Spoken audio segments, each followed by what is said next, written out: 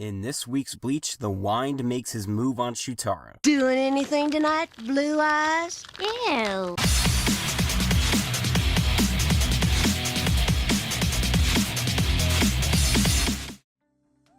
Bleach Chapter 598, the Shooting Star Project, We Only Have to Beat You mix, starts with literally the same page from the end of the last chapter, except a little part at the bottom that suggests someone else is going to be joining them. Think it'll be Grimmjow?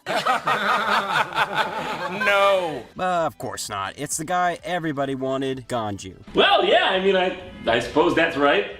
I think anything from that would be deviating from the norm. Like any sane person would, Ichigo asks why he of all people showed up, and Ganju says he's the one with the map that'll get them to the Soul Palace. The man is an idiot, ladies and gentlemen. Ichigo realizes he's just trying to help them, so he tries to explain to him how dangerous this is actually going to get. Someone will kill you. Someone will kill you with a knife. But Ganju doesn't care, and that's exactly why he's going. Ichigo seems fine with Ganju's overconfidence. Man, you are one pathetic loser. They take off as Orihime reminds them that this is almost like the time they went to go save Rukia and how Ishida was still with them. Nobody cares. Nobody cares.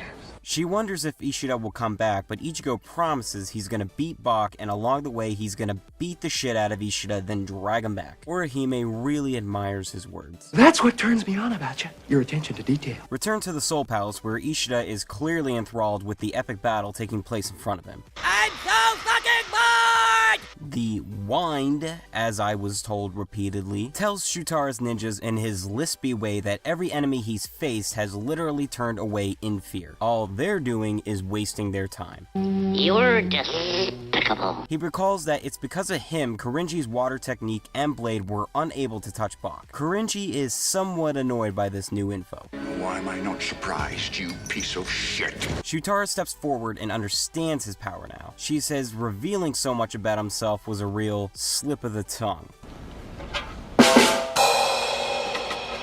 She thinks if he can't see the attackers, he won't be able to divert their blades. So her ninjas attack from behind, but Nianzol is able to bend them again. Gotcha, bitch! It doesn't matter if he sees them, it's just that the moment you come at him, he will turn you away. With this, he makes the group of ninjas cut themselves in half. They're fine. Nianzol apologizes for being unclear, but Shutara is fine because she says she doesn't recall saying her comrades were the only ones he couldn't see. Welcome to my world, bitch. She says the closer someone is to your skin, the harder they become to see. She points out that while he was having fun, she retailored his uniform with her own fabrics. What? When did this happen? You're joking, right? He believes that she's lying, but she doesn't have the title of 1,000 Arms for nothing. This is where Nianzol begins to tweak. And it's freaking you out. Is it freaking you out?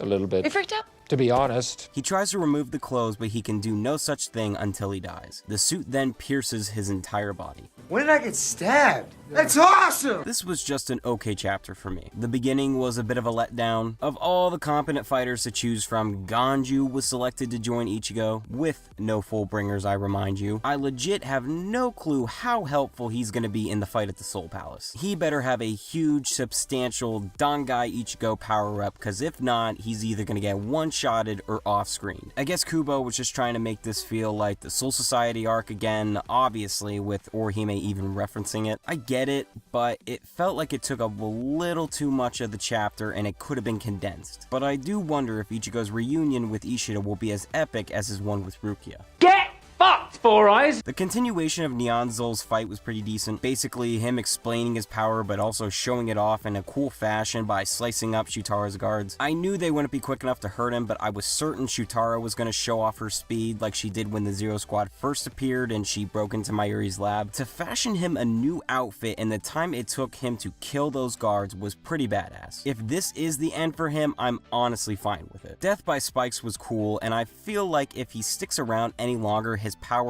and lisp will become a huge annoyance. So goodbye, Nianzol.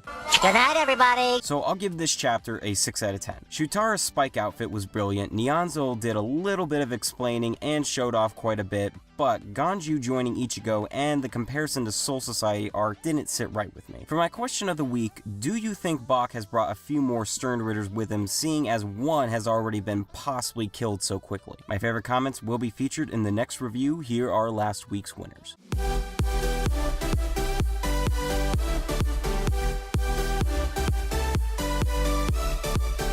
Alright, that does it for me. Remember to leave your thoughts on the chapter and answer to my question in the comments below. Like and subscribe for more weekly Bleach chapter reviews. And don't forget you can follow me over at Twitter, Hummingbird, and DeviantArt. Links always in the description. I'll be back next week with more of Shutara's fashion show. Peace.